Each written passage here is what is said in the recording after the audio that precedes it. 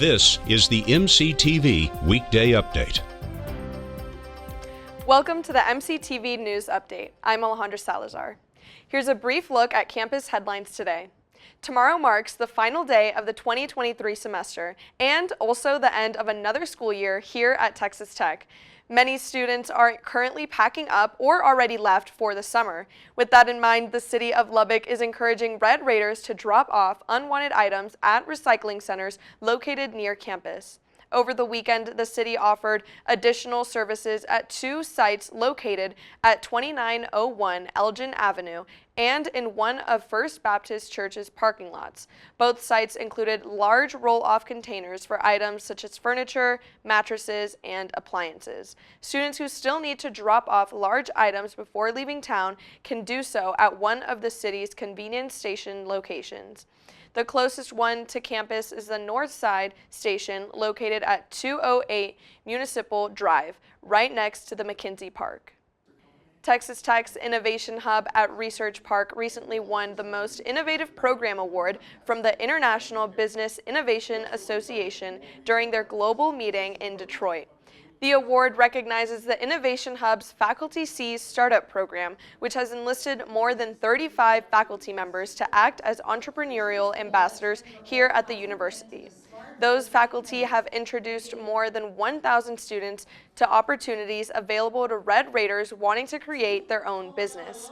Earlier this semester, the Innovation Hub held their annual Accelerator competition, which ended with several groups of students receiving $25,000 grants to help take their entrepreneurial ideas to reality.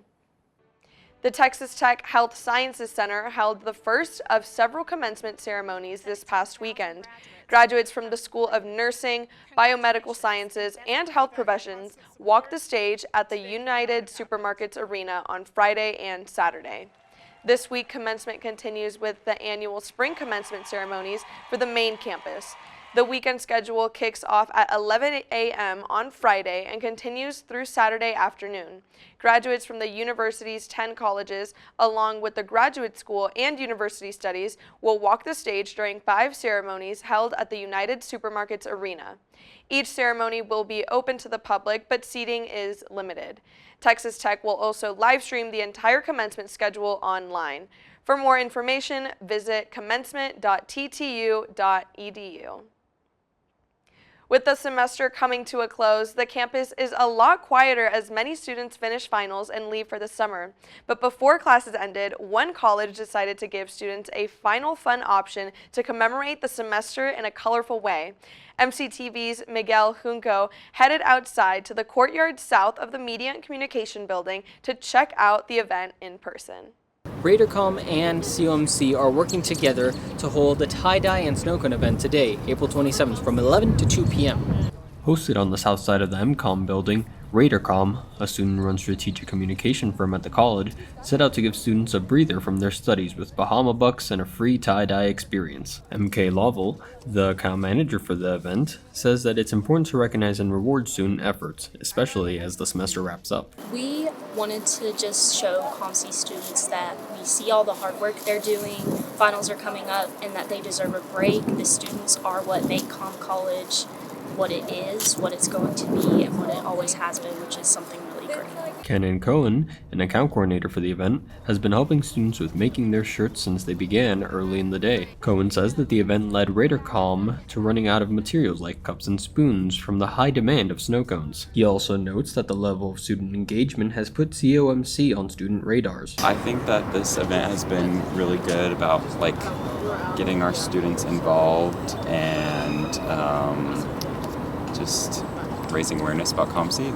Isis Cortez, another account coordinator, notes that the event has been a learning experience for the entire team. Cortez says that although a great success, they still have a lot of shirts left over. I feel like we've had a lot of people come, but we've only made a dent in the shirts.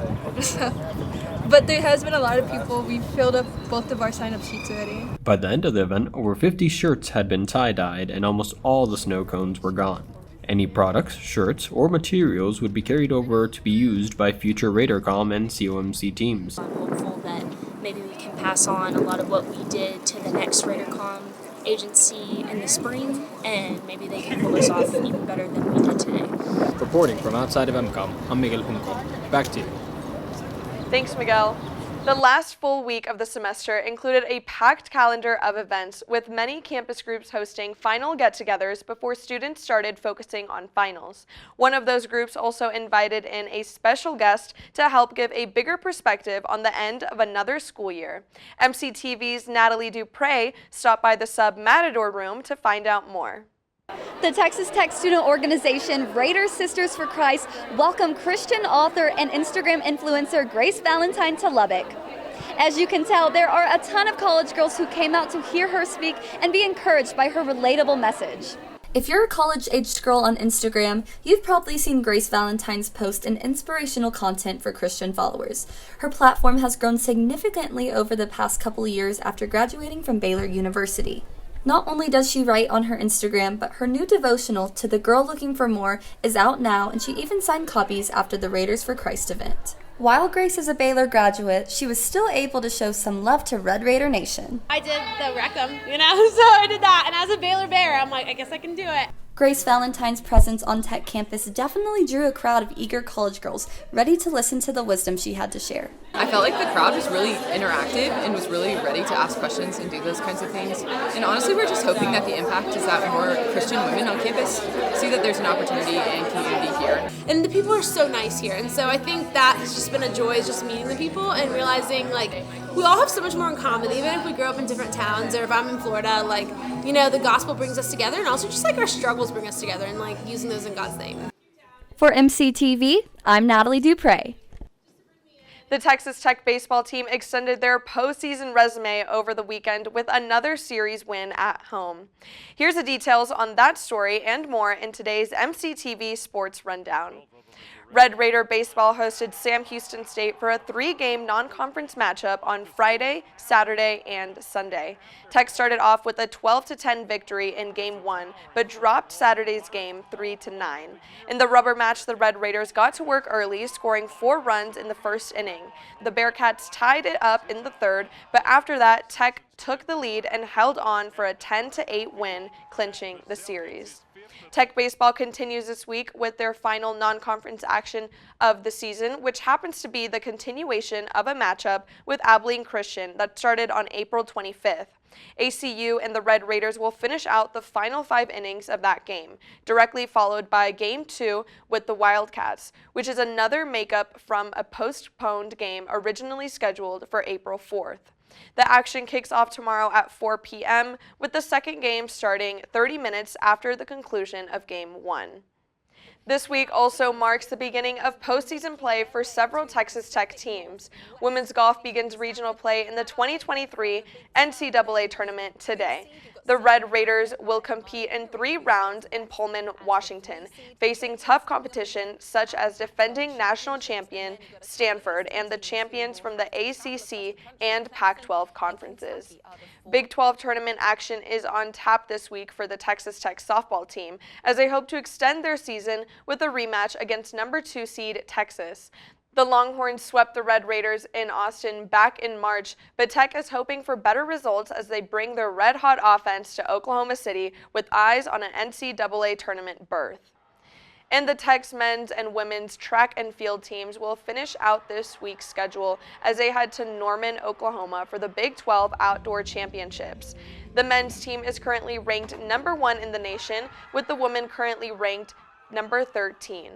Both teams have made headlines all season with hopes of a second national championship when they head to the NCAA tournament later this month. Texas Tech spring sports may be winding down for the year, but another local team is gearing up for the start of their second season in just a few days. On Saturday, April 29th, the Lubbock Matadors Soccer Club hosted their annual kickoff party for the 2023 season. The event was open to the community, giving fans the chance to meet the players and local businesses who sponsor the team. The Matadors are looking forward to the upcoming season after missing the playoffs last year.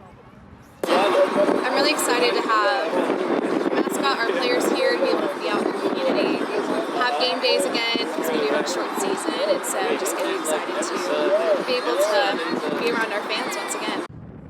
The Lubbock Matadors play in the National Premier Soccer League's Lone Star Conference. Their first game is scheduled for this Saturday against West Texas FC at Lubbock Cooper's Pirate Stadium, south of the city limits. For more information, check out lubbockmatadors.com. Texas Tech features tons of activities and events for students here on campus, but many groups also offer opportunities for the local community to learn about all the university has to offer.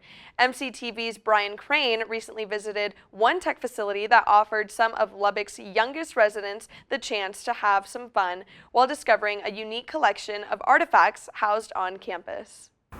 I'm at the Museum of Texas Tech University. Last Sunday, the museum hosted their Dino Day event, where local kids could have some fun and learn about dinosaurs. This year's Dino Day coordinator was grad student Emery Holland to explain the activities going throughout the day. It's a family-friendly event.